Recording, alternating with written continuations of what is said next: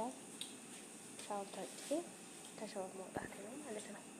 ያው እንዴት እንደሚያረጋት ማለት ነው። እኔ እኮ በነገራችን ላይ ገላዬን ታጥቤ ምናምን ብዬ ሳበቃ ማለት ነው በቃ ማረገኝ ነገር የለም።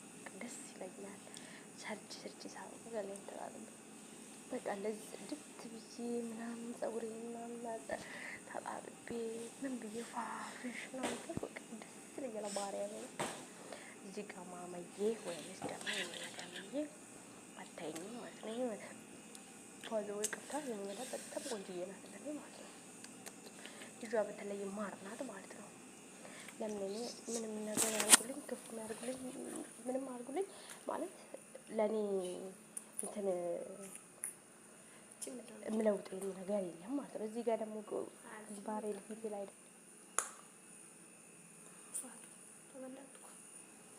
ማርያምን እንምላችሁ ማለት ነው። ታስቀኛለች አንዳንዴ ጌትን በቃ በራሷ